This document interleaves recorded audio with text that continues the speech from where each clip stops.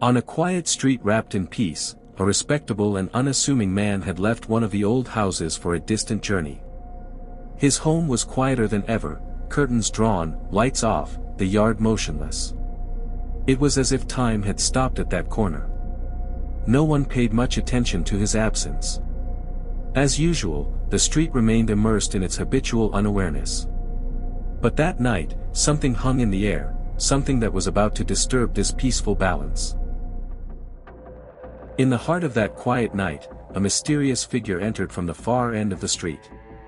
His shadow stretched under the yellow glow of the streetlight, his steps were silent but determined.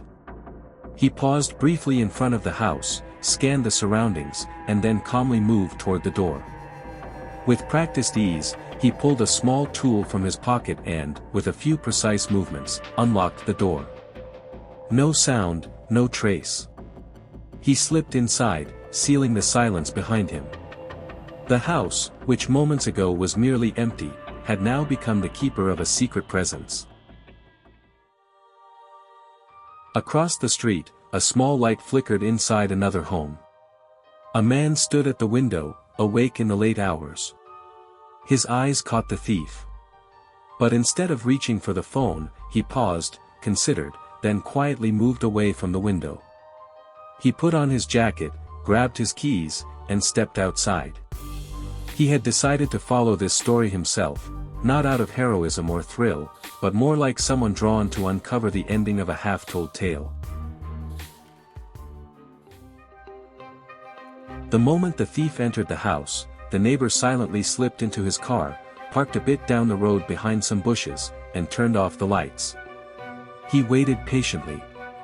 Minutes later, the thief emerged from the house, carrying a bag, his eyes scanning the darkness nervously. Then he dashed toward his motorbike, started it quickly, and took off, unaware that someone was tailing him. The man gently started his car and followed at a calculated distance. He was no longer just a neighbor, he had become a shadow in the night, seeking a hidden truth.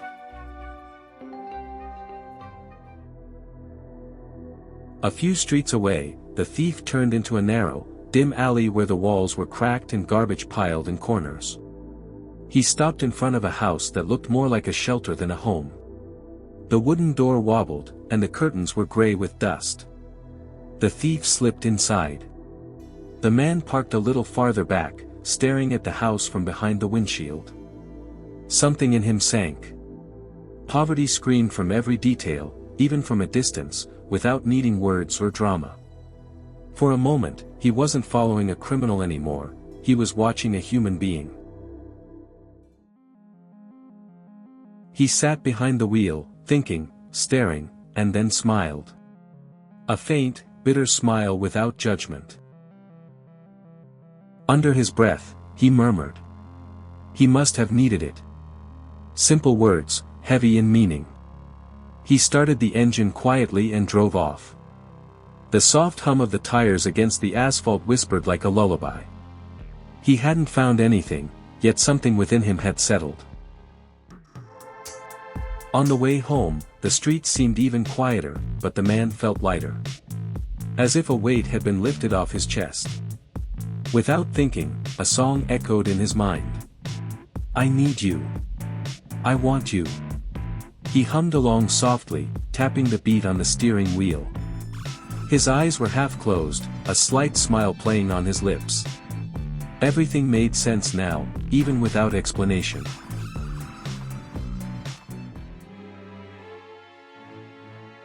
As he turned into his street, he felt like someone returning from an accomplished mission. But as he got closer to his house, his brows furrowed. The garage door was wide open. At first, he thought he might have forgotten to shut it, but no, each step forward twisted his gut. He entered the garage and looked around. Some items were gone, ones that had always been in their place. Their absence stared back at him from the empty corners. The air was heavier now. Silent. Cold.